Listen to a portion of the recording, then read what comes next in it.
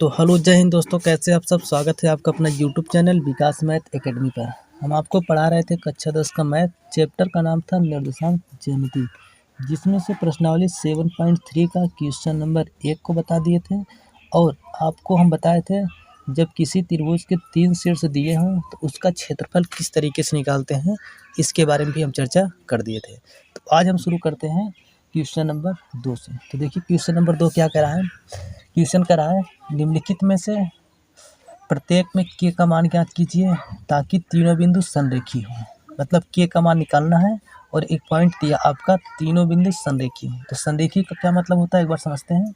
संरेखी या इसी को बोला जाता है संरेख। ठीक, देखिए संरेख क्या होता है, जब दो या दो से अधिक बिंदु एक सीध में हो। जब दो या दो से अधिक बिंदु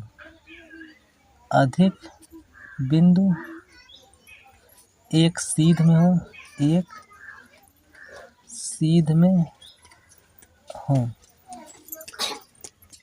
तो ये पॉइंट आपको समझ में आया कि जब दो या दो से अधिक बिंदु एक सीध में हो तो क्या कहलाएंगे, संरेखी कहलाएंगे। जैसे एग्जाम्पल की बात करें, एक पॉइंट आपका ये हो गया, एक पॉइंट आपका ये हो गया, एक पॉइंट आपका ये हो गया। तीनों के तीनों पॉइंट क्या है, एक सीध में है। जब एक सीध में होंगे तो ये क्या कहलाएंगे, संरेखी हैं। हाँ, एक पॉइंट मेन इसमें ध्यान देना यह है कि जब तीनों पॉइंट एक सीध में होंगे तो उससे त्रिभुज का निर्माण नहीं होगा। तो लिख सकते हैं कि संरेख की स्थिति में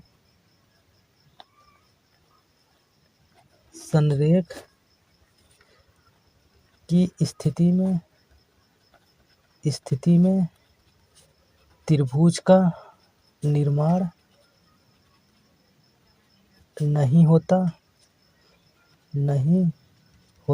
या नहीं बनता। इसलिए त्रिभुज का क्षेत्रफल क्या होगा, तो 0 अर्थात शून्य लिया जाएगा, 0 होगा।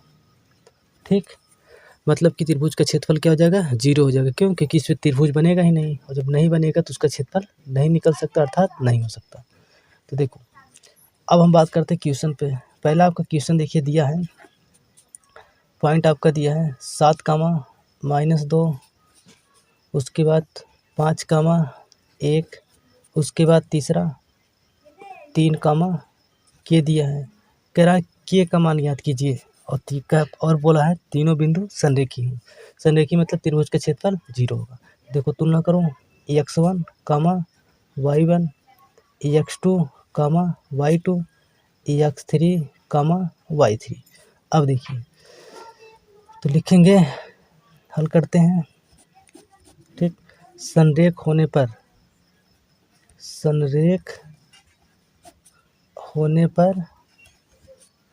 पर त्रिभुज का क्षेत्रफल 0 होता है। ठीक, तो देखिए तो यहाँ पर फार्मूला क्या हो जाएगा, तो त्रिभुज का क्षेत्रफल का फार्मूला होता है 1/2 कोष्टक में x1 y2 minus y3 plus x2 y3 minus y1 plus x3 y1 minus y2 और कोष्टक बंद। अब त्रिभुज का क्षेत्रफल क्या हो जाएगा, 0। तो यहाँ पे क्या रख देंगे, तो यहाँ पे हो जाएगा आपका 0 बराबर 1/2। x1 का मान कितना है, तो 7 है, 7 रख दिए। कोष्टक y2 का मान कितना है, 1, तो 1 रख दिए। माइनस y3 का मान कितना है, तो ये के रख दिए। प्लस x2 का मान कितना है, तो 5 है, 5 रख दिए।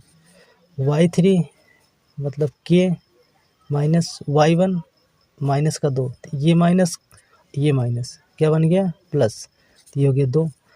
प्लस x3 का मान कितना है, 3। y1 का मान कितना है, तो माइनस का 2 है।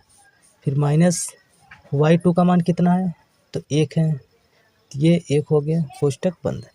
अब देखो इसका गुणा इधर कर देंगे, तो 2 का गुणा 0 में कर देंगे, तो ये हो गया 0 बराबर बचा क्या, 7 कोष्टक में 1 माइनस के प्लस 5 कोष्टक में के प्लस 2 प्लस 3 कोष्टक में -2 -1 तो माइनस का 3 हो गया इतना। और इसके आगे और सॉल्व करते हैं तो 0 बराबर गुणा कर दो 7 1 7 माइनस 7 का गुणा के में तो 7 की, ये कंप्लीट हो गया। अब प्लस प्लस प्लस हो गया 5 का गुणा के में तो ये हो गया 5 के प्लस प्लस प्लस 5 दूनी 10। देखिए प्लस माइनस माइनस 3 गुणे 3 3 त्रिका 9 ये हो गया। और आगे सॉल्व करते हैं तो 0 बराबर देखिए प्लस का 10 माइनस का 9 घटा दिए तो क्या हो गया प्लस का 1 और प्लस का 7 तो जोड़ दिए कितना हो गया प्लस का 8 माइनस का 7 के प्लस का 5 के घटा दिए कितना हो गया माइनस का 2 के हो गया। -2 के इधर ले आएंगे तो जब इधर आएंगे इधर माइनस का इधर प्लस का तो हो जाएगा 2 के बराबर 8। तो जब के बराबर निकाल देंगे तो हो जाएगा 8/2 2 से काट दिए कितनी बार में 4 बार में। तो के का मान कितना आया तो के का मान आ गया 4। तो ये आपका हो गया आंसर के बराबर 4। ये आपका कंप्लीट हो गया क्वेश्चन नंबर दूसरे का पहला कि के का मान कितना आया तो 4 आया। अब इसी तरीके से हम दूसरा निकालते हैं, दूसरा देखते हैं। तब तक इसको नोट करिए फिर हम बढ़ते हैं अगले क्वेश्चन पर। तो देखिए अब दूसरा नंबर क्वेश्चन कर रहा है 8,1 के -4 2, -5 किसका मान निकालना है के का। और बोला था उसमें कि तीनों के तीनों बिंदु क्या है एक संरेख है अर्थात त्रिभुज का क्षेत्रफल क्या हो जाएगा उस स्थिति में 0। तो देखो तुलना करो ये हो गया x1, y1 x2, y2 x3, y3। देखिए हल करते हैं। अब पॉइंट क्या है संरेख है। देखो संरेख है तब त्रिभुज का क्षेत्रफल बराबर 0 होगा। ठीक तो देखो फार्मूला त्रिभुज का क्षेत्रफल बराबर 1/2 कोष्टक में x1 उसके बाद y2 minus y3 plus x2 y3 minus y1 plus x3 y1 minus y2 ये फार्मूला होता है मान रखिए इसमें। और त्रिभुज का क्षेत्रफल क्या जाएगा 0 0 बराबर 1/2। x1 का मान कितना है 8 कोष्टक में y2 का मान कितना है तो माइनस का 4 ये माइनस यहाँ पे y3 का मान कितना है -5 ये माइनस माइनस माइनस प्लस का 5 हो गया प्लस x2 का मान कितना है ये है y3 का मान कितना है तो -5 माइनस y1 का मान कितना है 1 ठीक प्लस x3 का मान कितना है 2 तो ये हो गया 2 y1 का मान कितना है 1 माइनस y2 का मान कितना है माइनस का 4 तो माइनस माइनस प्लस हो गया। ठीक देखिए 2 का गुणा इधर कर दिए तो ये हो गया 0 बराबर 8 कोष्टक में कितना माइनस देखिए -4 प्लस का 5 तो घटा दिए तो कितना हो जाएगा प्लस का 5 हो जाएगा सॉरी प्लस का 1 हो जाएगा क्योंकि 5 में से 4 घटा दिए कितना हो गया 1 प्लस ये हो गया -5 -1 तो माइनस का 6 हो गया प्लस 2 प्लस 1 प्लस 4 प्लस का 5 हो गया। और देखो सॉल्व करते हैं 0 बराबर 8 1 8 प्लस माइनस के का गुणा 6 में तो ये हो गया 6 के प्लस प्लस प्लस 2 बचे 10 हो गया 0 बराबर 10 8 18 माइनस 6 के हो गया -6 का इधर ले आएंगे इधर माइनस का इधर क्या हो जाएगा प्लस का तो हो गया 6 के बराबर 18 के बराबर कर देंगे तो 18/6 हो गया क्योंकि 6 गुणा में इधर भाग में और 6 3 18 तो के बराबर कितना आ गया 3। अर्थात के का मान कितना निकल के आया, 3 निकल के आया। ये हो गया आपका आंसर। तो उम्मीद करते हैं कि ये भी सवाल आपको समझ में आया होगा। नोट करके फिर बढ़ते हैं अगले क्वेश्चन पर। तो अब देखते हैं हम क्वेश्चन नंबर 3 को। तो देखिए क्वेश्चन नंबर 3 क्या कह रहा है। क्वेश्चन नंबर 3 कह रहा है शीर्षों 0,-1, 2,1 और 0,3 वाले त्रिभुज की भुजाओं के मध्य बिंदु से बनने वाले त्रिभुज का क्षेत्रफल ज्ञात कीजिए। मतलब कि 3 निर्देशांक आपका दिया है, इससे एक क्या बन रहा है, त्रिभुज बन रहा है। और फिर कह रहा है त्रिभुज के मध्य बिंदुओं से बनने वाले त्रिभुज, मतलब उसके बाद मध्य बिंदु से एक त्रिभुज बन रहा है। देखो चलो एक थोड़ा सा रफली बना देते हैं इसका। देखिए एक त्रिभुज बना दिए हैं, चलो ये हो गया त्रिभुज, ठीक। नाम ए हो गया, बी हो गया, सी हो गया। इसका निर्देशांक दिया कितना, 0,-1। बी का कितना दिया है, 2,1। सी का कितना दिया है, 0,3। इतना दिया है। फिर कह रहा है वाले त्रिभुज की भुजाओं के मध्य, देखो भुजा ये है, ये है, ये है, मध्य बिंदु से बनने वाला, मध्य मतलब बीच में। चलो एक पॉइंट ये हो गया मध्य में ए बी के, बी सी के मध्य में ये पॉइंट हो गया, ए सी के मध्य में ये पॉइंट हो गया। और तीनों को मिला दो, देखो एक त्रिभुज बन रहा है। चलो ये इसे मिला दिए, इसे इसको मिला दिए और इसे इसको मिला दिए। तो देखो एक त्रिभुज बन गया। नाम रखना चाहो रख दो। चलो नाम रख देते इसका DEF, ठीक। कर मध्य बिंदु से बनने वाले त्रिभुज का क्षेत्रफल ज्ञात कीजिए। मतलब ये वाला जो छोटा त्रिभुज बन रहा है DEF, इसका क्षेत्रफल निकालना है। तो इसका क्षेत्रफल निकालने से पहले क्या पता होना चाहिए, इनके शीर्षों का निर्देशांक पता होना चाहिए। और शीर्षों का निर्देशांक कैसे निकालेंगे, तो देखो बहुत आसानी से निकाल सकते हैं। ध्यान से देखो, AB एक रेखाखंड हो गया, इसका मध्य बिंदु D है। तो जब मध्य में पड़ा है तो इसका मतलब 1:1 में बटा होगा। तो इसका निर्देशांक निकाल लेते हैं। फिर ऐसे AC, इसका मध्य बिंदु F है, इसका निर्देशांक निकाल लेते हैं। BC इसका मध्य बिंदु E है, इसका निर्देशांक निकाल लेते हैं। तो जब तीनों का निर्देशांक निकालेंगे तब जाके त्रिभुज के क्षेत्रफल वाला फार्मूला लगा करके ये छोटा वाला त्रिभुज का क्षेत्रफल निकालेंगे। ये पॉइंट आपको समझ में आया होगा। अब उसके बाद कह रहा है क्षेत्रफल ज्ञात कीजिए।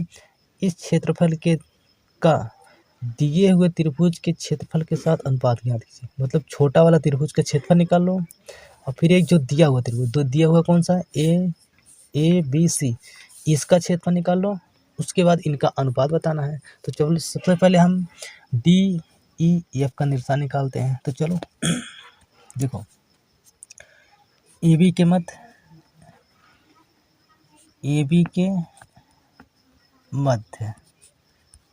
D का निर्देशांक। तो देखो कैसे निकालेंगे, तो चलो एक रफली थोड़ा सा बना देते हैं। ये पॉइंट आपका हो गया A, ये पॉइंट हो गया आपका B, मध्य में कौन सा पॉइंट है, D। A का निर्देशांक दिया है 0,-1, B का दिया है 2,1, D का निकालना है। तो देखो जब मध्य में है ना, तो इसका मतलब 1:1 में बटा है, मतलब इधर भी एक हिस्सा, उधर भी एक हिस्सा। तो देखो मध्य बिंदु का फार्मूला होता है, मध्य बिंदु का सूत्र। तो मध्य बिंदु का सूत्र होता है x1 + x2/2, y1 + y2/2। ये जो है मध्य बिंदु का फार्मूला होता है। तो चलो इसी पे लगा देते हैं। तो देखो D का निर्देशांक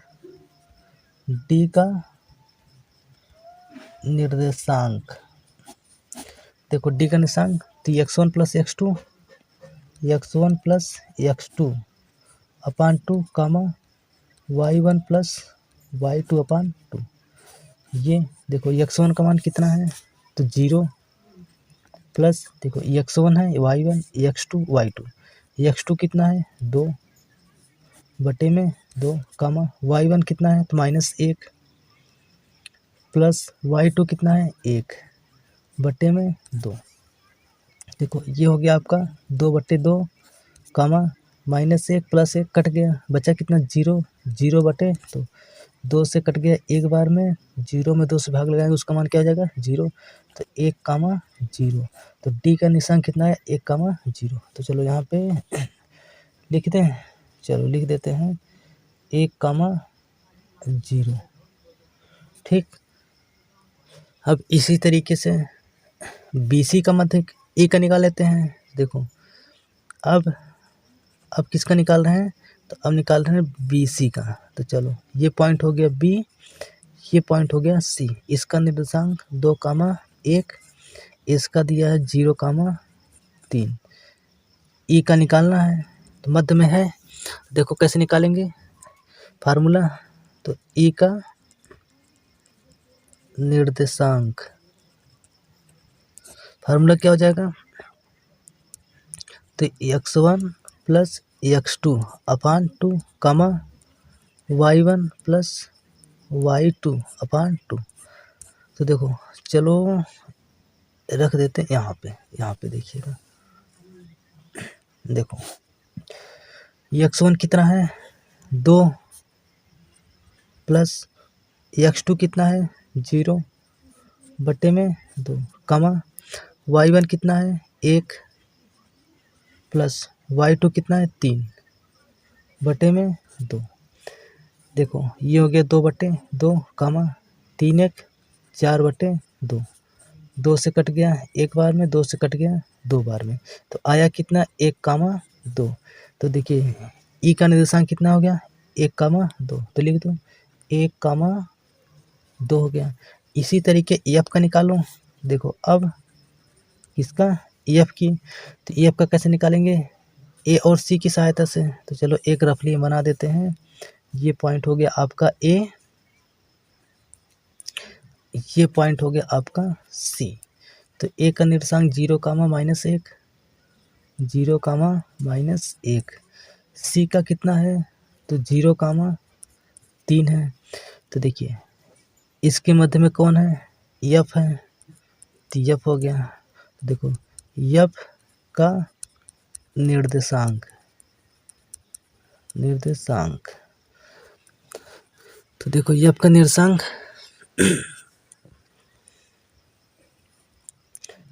x1 प्लस x2 अपान 2 कामा y1 प्लस y2 अपान 2 ये होता है। मान रखो x1 का मान कितना है 0 प्लस x2 का मान कितना है 0 बटे में 2 कामा y1 का मान कितना है -1 प्लस y2 का मान कितना है 3 बटे में 2। और देखो यहाँ पे देखो सॉल्व करो, जगह थोड़ा सा कम है, तो देखो 0 0 0 हो गया, तो हो जाएगा 0/2 कामा -1 प्लस का 3 घटा दिए कितना हो गया 2, 2/2। देखो 2 से कट गया एक बार में, 0 में 2 से भाग लगा, इसका मान क्या हो गया 0,1। तो देखिए एफ का मान कितना निकला 0,1। तो लिख सकते हैं यहाँ पे 0,1 एफ का मान हो गया। अब देखिए डी ई एफ तीनों का निर्देशांक निकल चुका है। अब हमें निकालना है इसका क्षेत्रफल। तो ये वाले पेज पे तो जगह नहीं है, तो हम देखते हैं अगले पेज पे, देखिएगा। और थोड़ा सा तो देखिए एक बार हम ये वाला त्रिभुज बना करके पॉइंट को नोट कर लेते हैं, फिर अगले वाले पेज पर बताते हैं। तो देखिए बना कैसे है, ये आपका एक त्रिभुज है, ठीक, ए बी सी। ए का निर्देशांक 0,-1, बी का 2,1, सी का 0,3। उसके बाद एक पॉइंट आपका यहाँ पे डी है, यहाँ पे एफ है, यहाँ पे ई है। इससे भी क्या बन रहा है, एक त्रिभुज बन रहा है। चलो मिला देते हैं इससे। इनका डी का निर्देशांक कितना है 1,0, एफ का 0,1, ई का 1,2। इतना है ना। अब देखिएगा, तो देखिए यहाँ पे हम चित्र को बना दिए हैं जो पिछले पेज पर बनाए थे जैसे। अब देखिए हमें निकालना है डी ई एफ का क्षेत्रफल। अब फिर उसके बाद ये जो बड़ा वाला त्रिभुज है इसके क्षेत्रफल का अनुपात बताना है इससे। तो देखो सबसे पहले निकालते हैं छोटे वाले त्रिभुज का क्षेत्रफल। तो त्रिभुज किसमें डी ई एफ में, ठीक। तो डी ई एफ में तो एक बार देखो है क्या, समझिएगा। ये हो गया आपका डी ई एफ, ठीक। डी का निर्देशांक 1, 0, का निर्देशांक 1, 2, एफ का 0, 1, ठीक। तो देखो x1 y1 x2 y2 x3 y3। तो देखो त्रिभुज का क्षेत्रफल, त्रिभुज डी ई एफ का क्षेत्रफल, तो त्रिभुज के क्षेत्रफल के लिए फार्मूला क्या होता है, तो 1/2 x1 y2 minus y3 plus x2, उसके बाद y3 minus y1 plus x3 y1 minus y2, ये होता है। तो देखो मान रखो 1/2, x1 का मान कितना है, तो 1, y2 का मान कितना है 2, y3 का मान कितना है 1, plus x2 1, y3 1 minus y1 0, plus x3 0, y1 0 minus y2 2, ये हो गया। और सॉल्व करते हैं इसको, 1/2, 1, 2 में से 1 कम कर दिए, 1 हो गया, प्लस 1, ये हो गया 1, प्लस 0, ये हो गया माइनस का 2। और देखते हैं 1/2, 1 का गुणा 1 में 1 हो गया, प्लस 1 का गुणा 1 में 1 हो गया, और 0 का गुणा इसमें कर देंगे तो ये हो जाएगा 0। 1/2, 1 1 2 हो गया, और 2 से 2 कट गया एक बार में, तो आया कितना 1। ये हो गया आपका एक आंसर। ये मतलब कि त्रिभुज डी ई एफ का क्षेत्रफल कितना आया, तो 1 वर्ग मात्रक आया, 1 वर्ग मात्रक आ गया, ठीक। और देखो उसमें पूछा था कि बड़े वाले त्रिभुज के साथ ये छोटे वाले त्रिभुज का अनुपात पूछा था। तो देखो हम बड़े वाले त्रिभुज का क्षेत्रफल निकाल लेते हैं, छोटे वाले तो निकाल चुके हैं, उसके बाद अनुपात बता देंगे। तो देखिए बड़े वाले त्रिभुज का क्षेत्रफल अलग से अलग पेज पे निकालते हैं। तो देखिए रफली हम यहाँ पे बना दिए हैं, ए बी सी का निर्देशांक लिख दिए हैं, यहाँ पे लिख दिए A B C, x1 y1 x2 y2 x3 y3। अब देखिए त्रिभुज ए बी सी का क्षेत्रफल, क्षेत्रफल के लिए फार्मूला क्या होता है, तो 1/2 x1 y2 minus y3 plus x2 y3 minus y1 plus x3 y1 minus y2, ये हो गया। मान रखो तो ये हो जाएगा 1/2, x1 का मान कितना है 0, y2 का मान कितना है 1 माइनस y3 का मान कितना है 3 प्लस x2 का मान कितना है 2, y3 का मान कितना है 3 माइनस y1 का मान कितना है तो -1, माइनस और माइनस प्लस का 1 बन गया, प्लस x3 का मान कितना है 0, y1 का मान कितना है तो माइनस का 1, माइनस y2 का मान कितना है तो 1, ये हो गया। और आगे सॉल्व करूँ 1/2, देखिए 0 का गुणा इसमें कर देंगे तो पूरा का पूरा हो जाएगा 0, प्लस 2 3 1 4 हो गया, प्लस ये 0 का गुणा पूरा हम कर देंगे पूरा हो जाएगा 0, 1/2 बचा कितना 2 चौक 8 हो गया, तो 1/2 गुणे 8, 2 से कटा 4 बार में, तो आया कितना 4 वर्ग मात्रक, ठीक। ये आ गया त्रिभुज ए बी सी का क्षेत्रफल। अब देखिए हमसे पूछ रहा था कि छोटा वाला त्रिभुज कौन सा? तो छोटा वाला त्रिभुज देखिए यहाँ पे कौन सा है? तो आपका DEF, इसका क्षेत्रफल बड़े वाले त्रिभुज ABC के साथ अनुपात।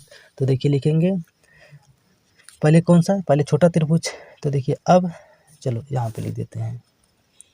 अब छोटा त्रिभुज कितना है? तो DEF,